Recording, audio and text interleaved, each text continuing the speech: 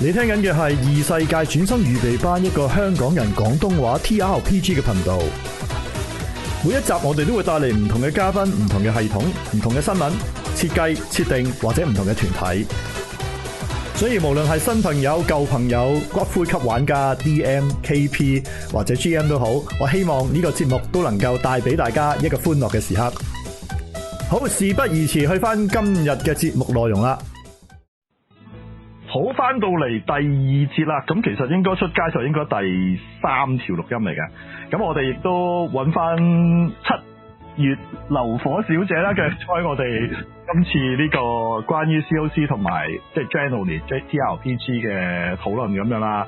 咁我哋再行翻轉頭去翻呢個以前嘅啱啱開始玩 TRPG 嘅時代嘅嘢啦，咁樣。咁啊，之前咪後都講咗一講噶啦。咁啊，中意以前係俾人叫做呢個作死團團長係嘛？咩嘢？係呢個係某一兩個 GM 對我嘅諗法，但係而家已經冇人會咁叫我噶啦。因為你少玩咗，定係大家已經習慣咗，定係點樣咧？應該係因為呢個叫咩啊？應該係因為。其實我自己好難評價，應該係因為我嘅風格變咗，一定係。咁但係即係因為我喺玩你嘅團，做下 COC 嗰幾團啦，其實我都係一個有啲咩奇怪嘢都係會行埋去，即係好好奇心好旺盛，或者唔係好呢個顧呢個角色安危啊。咁所以其實點睇咧？呢個角，但係。其實一個角色係有好奇心噶嘛，係啊，其實角色自己本身未必知道佢掂咗呢啲嘢就會危險噶嘛，咁即係現實之中同你講呢個世界有鬼神有邪神咁樣，咁你都未必信啊，係咯，咁我覺得好奇心係其中一個可以 RP 嘅面向咯，係咯，我上次我記得我係 RP 個俾呢個邪神迷惑咗嘅角色，然之後。雖然我嘅隊友係好貼心地不斷地制止我，但係我嗰個角色嘅 setting 係要繼續向住嗰個進入逐漸瘋狂嘅方向咩咯？唔係，同埋因為上次但係你玩嗰個劇本咧，係的確喺機制上面係會令你變得瘋狂咗，即係角色瘋狂得多咗咁。就 enjoy RPG 係啊，唔係好少有啲咁嘅機會嘅。你自己寫嘅話，其實自己寫隻角色慢慢瘋狂嘅話，又冇嗰個點講咧，冇啲不作死就不會死嘅感覺。即係我作死得嚟又好合理咁樣嗰件事，係咯。係啊，我好中意嗰個劇本嘅，其實嗰個真係㗎張力係啊。係啊，即係我哋提一提個劇本名咧，個劇本叫 Voice 嘅，咁會唔會變咗劇透？又唔會嘅，你又冇劇透到啲核心嘅嘢嘅。不過呢個劇本其實我都淨係大過你哋嗰團一次咁大把。係點解？真係咁啱得咁巧，我都唔知點解。唔係啊，即係因為俾到個好貼切嘅機會去嘗試呢個唔同角色嘅面向咁樣，係咪？係嘅，係。咁第二個有趣嘅古仔就係頭先講啦，就係話點解會由一個玩家嘅角色啦，即係其實都係難嘅，即係其實我有自己賣廣告先啦。啱啱今日錄緊音之前嗰日啦，我哋星期3咧，我哋出咗一集係點樣去開始做 GM 嘅一個好短嘅，我自己講好短啦，其實俾佢20分鐘噶，即係講大約要你最基本要認知啲乜嘢，點樣去由一個玩家嘅位坐到一個 GM 或者 KP 嘅位啦。咁我覺得其實係難嘅，嗰個跳躍由你去。由一個參與者變成一個我要放啲嘢出嚟，有機會俾人品評啊，或者去俾意見，或者即係有個舞台焦點，即係幾重都係比較多啦。我當3至4個人，其實 DM 可能佔咗30%至到50%嘅時間都會係 DM 講嘢噶嘛，係咯。咁點解你會做咗呢個咁樣嘅位置轉換，或者係呢個咁嘅跳躍？哦，其其實咧，我一開始咧玩 CRPG 咧，我一開始係完全冇諗過我有一日會帶團，我就諗住跑團嘅啫。之後咧，後尾就嗰時我哋咧就唔係玩 COC 啦，開始玩一個其他系統，咁就叫隱神咁樣。咁咧就當時咧，因為隱神咧係例如分4場咁樣，每場幾個場景咁樣啦。咁當時咧有個情況咧就係有一個 GM 開隱神，開咗半團之後咧，佢後尾咧 quit 咗 group，即係退出呢個小組。咁然後咧，咁有一啲剩翻喺度嘅玩家噶嘛。咁佢哋好死唔死咧，想揾一個人咧幫手帶埋後面嗰半。呢個真係好搞笑。咁之後咧，因為當時都講緊幾年前啦，咁就都大家都仲係好新玩隱神，就唔係好熟呢啲嘢嘅。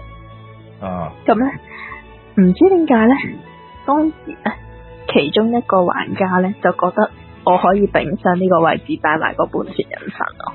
咁但係咁你點樣transit過去咧？即係你。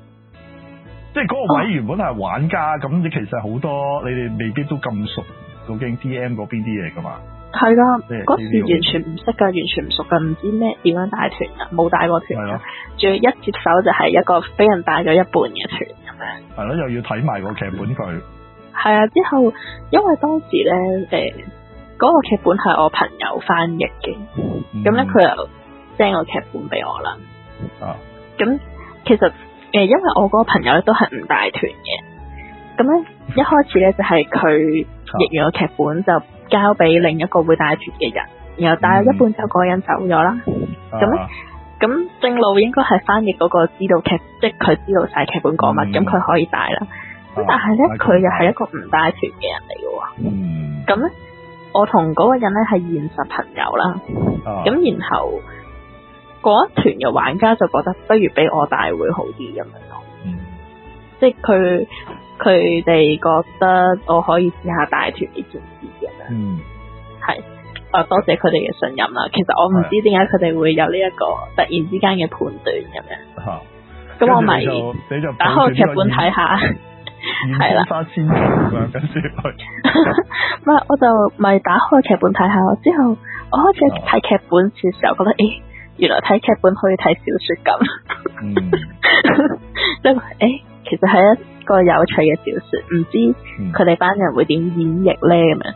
我 feel 到自己係有一種期待喺裏面，就係佢哋到底會點樣 RP， 點樣個故事到底真正 action 嘅時候會有點樣嘅走向。我發現我好好奇呢樣嘢，咁之後咧我就。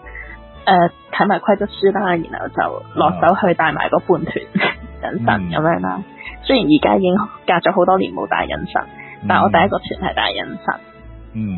咁咧帶完之後咧，啲玩家咧又好似覺得都幾有趣，都幾好玩咁樣。咁咧嗰團完咗之後咧，其實我又隔咗差唔多幾個月都冇做 GM 嘅。點解再次做 GM 咧？係因為我有一日突然之間喺屋企，即係做咗下其他嘢啦。突然間個腦咧有一條橋，覺得好有趣。然後我當時咧，即係年輕嘅我心諗係一條絕世好橋咁樣。之後就即刻開咗個 Word 檔，然後打咁打咗10幾頁出嚟咁樣。咁之後咧，呢個 Muse 嘅 Muse 嘅 Vision 啦，係嘛？唔知咩事，總之因為突然之間咧，就你當我睇一個新聞啦，然後又本身咧我就中意睇文字類嘅嘢嘅，即係仲有一本以前細細個好中意睇嘅小說啦，即係我就將兩條橋咧就合埋一齊，然後咧就覺得呢條係一條絕世好橋咁樣。之後咧，當時圈子裏面有啲比較玩得耐 TRPG 嘅前輩，即係可能佢哋已經玩咗8年9年咁樣。哇！咁咧，我就可能就請教下嗰個人就話：我寫咗個劇本啊，咁樣你要唔要睇下或者試下？咁佢就你寫個劇本，不如你試下帶一次啊咁樣。咁我就係我就嘗試好有興趣知個劇本最後咩點喎？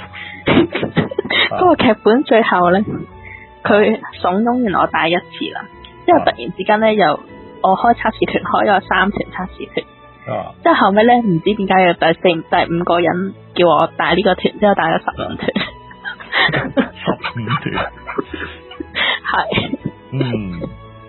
係咪？所以呢幾年都冇乜點帶嗰個咩啊？咩好俾面嗰種？係咪你講啊？因為我嗰次數過你嗰個團數邊個最多就係嗰個，就係嗰個，就係你第一個嗰個劇本就係變咗一舉成名嘅劇本啦，咁樣。第一個劇本我突然之間一爆，即係突如其來地好多人報嗰個劇本咁樣咯，係咯。之後就當然我都喺過程裏邊不斷微調啦。我覺得有學到一樣嘢就係，其實劇本唔係一寫出嚟就係100%完美，即就算後面再帶出現其他人寫嘅劇本，但係我都發現有啲嘢係需要微調。就係喺呢個帶嘅過程，你會或者帶之前你睇劇本，其實有時唔係100%去個劇本寫咩就每個點都照住做去帶晒佢咁樣。係都需要調整。我俾個神話故事嚟啊！頭先我講 Muse 啊嘛，嗰個叫咩希臘神話定咩啊？即係一個叫繆斯嘅，你有聽過啊？係呢個係音樂女神嚟嘅，咁就係話無論係所有嘅創作人定咩嘅話咧，如果個女神嚟探過你嘅話咧，你就會突然間好似呢個，突然間就會有好多唔同嘅靈感出現咧，就停都停唔住咁樣嘅整個作品出嚟嘅。係啊，呢個係希臘神話嚟嘅應該。係啦，你會見到嗰啲好似咩 Sandman 啊，嗰幾套嘢都會有 Muse 呢個角色出現。係啊，因為甚至有啲古仔就係話佢要點樣困住嗰個女神啊，因為自己開始冇靈感啊嗰啲 case 啊。係啊，竟然係咁樣。唔係我講我寫劇本啦，即係其實我自己係超級中意寫劇本嘅。真係㗎？唔係，即係我會成日諗好多奇怪嘅橋出嚟啊！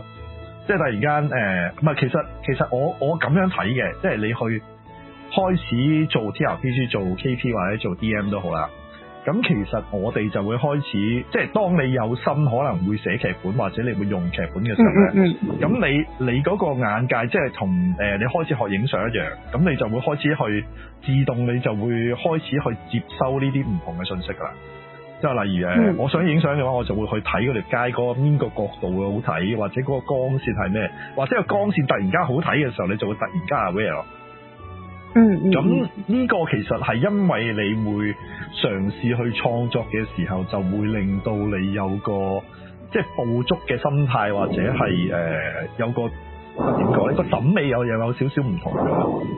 咁跟住你就會慢慢喺呢個生活之中就會自動累積一啲，或者我哋會特登會留意啲好荒謬嘅嘢或者咩咯。咁例如我成日都講嘅，我有個劇本係講呢個世界末日都要翻工噶嘛。咁嗰個創作嚟咁啊！我睇翻嗰年唔知10號風球咧，然之後咩香港人嘅訴求就要翻工嗰個嚟噶嘛。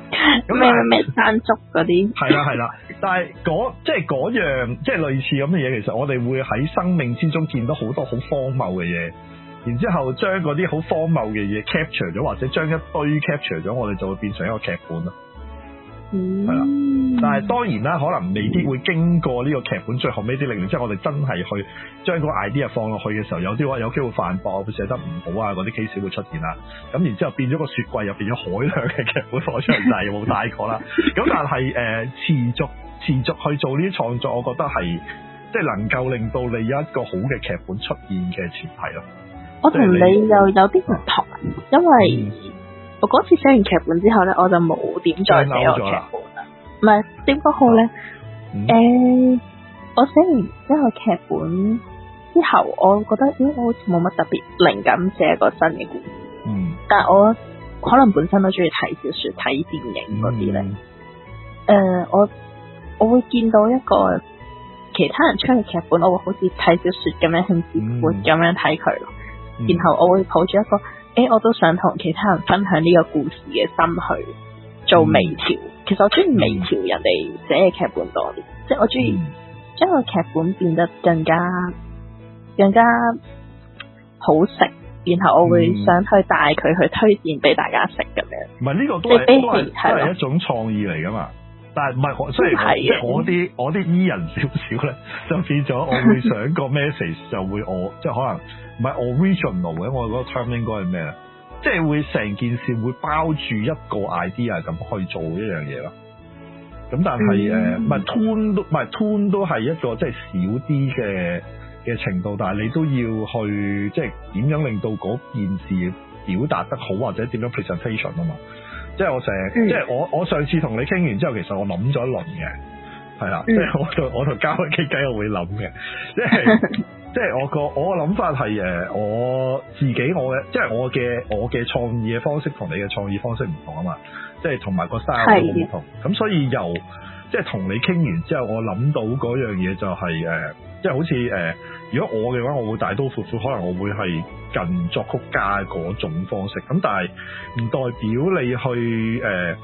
表你去演奏或者去咩嘅時候，其實每一個演奏嘅人去 represent 翻同一個 script 都好啦，佢會加佢自己嘅 interpretation， 即係話我個作者呢個位其實就表達緊一個乜嘢嘅情感或者一個咩嘅嘢，我要用邊個方法用邊個 technique 去達到同樣嘅嘢。咁但係一個即係佢會定咗個框架出嚟，但係個框架之下嘅 presentation 本身其實都係一個即係點樣去令到嗰個場景出現，或者係啲安排係點樣樣，本身都係一個作曲家自己做唔到嘅嘢嚟噶嘛。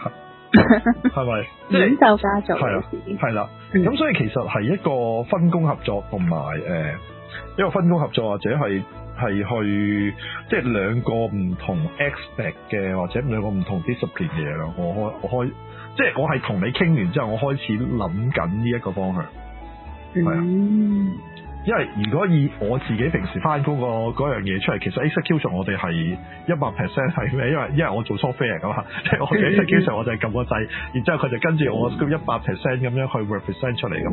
咁但係喺 TRPG 世界唔係，因為佢就係上次同你講完之後話有例如有10個人，即係有10組人或者有5組人去跑同一個劇本，但係因為佢 composition 唔同。個出嚟嗰個睇出嚟嗰件事會完全唔同晒，然之後每一樣嘅體驗亦都唔同。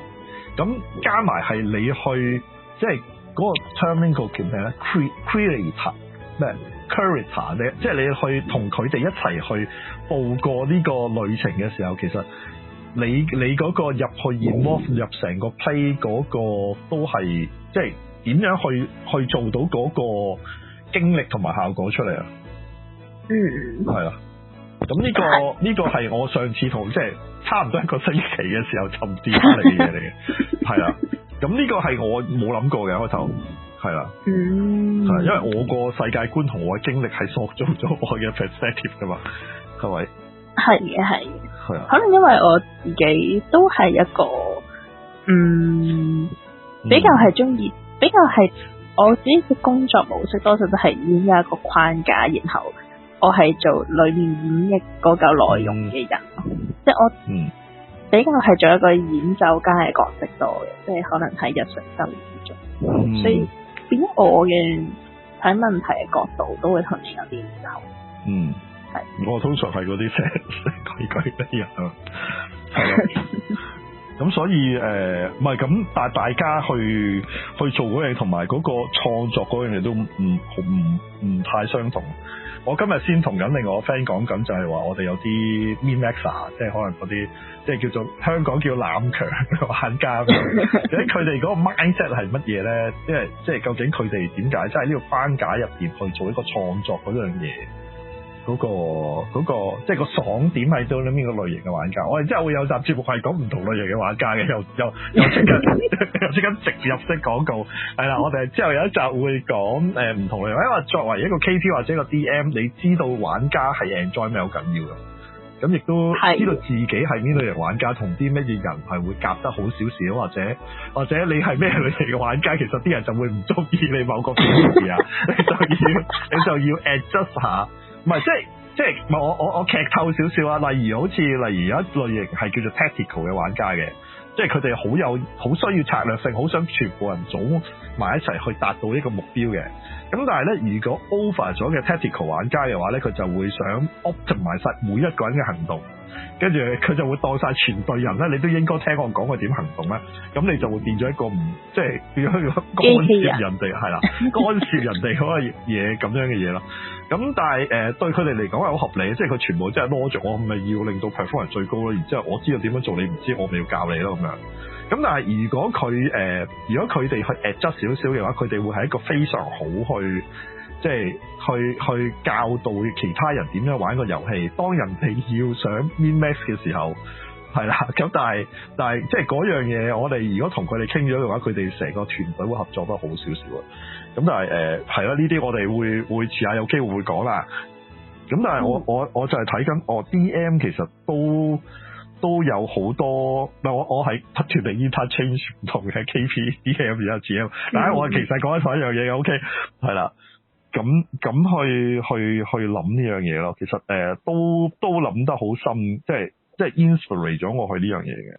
好，今集我哋就同阿出月同學傾咗點樣由一個玩家點樣有一個特別嘅際遇變成一個KP 啦。然之後我哋咧喺嚟緊嘅時間咧，我哋會講一講COC 唔同嘅系統嘅比較啦。咁亦都有唔同嘅佢哋嘅體悟啊，或者喺呢個遊戲入邊諗到嘅嘢咁樣啦。咁我哋會繼續大約我諗2到3集啦，會繼續 continue 呢個 series 嘅。咁希望大家可以繼續收聽我哋嘅節目。咁啊，多謝大家。快樂嘅時間過得特別快，又係時候講拜拜。如果想緊貼我哋嘅節目更新嘅話，記得 subscribe 我哋。如果想同我哋互動或者俾意見我哋嘅話，歡迎嚟到我哋嘅趣同埋我哋嘅 Discord。喺節目下面嘅備註欄咧，已經有我哋嘅 Linktree link 咧，你就可以揾到我哋嘅資料噶啦。咁多謝大家收聽，我哋下次再見啦，拜拜。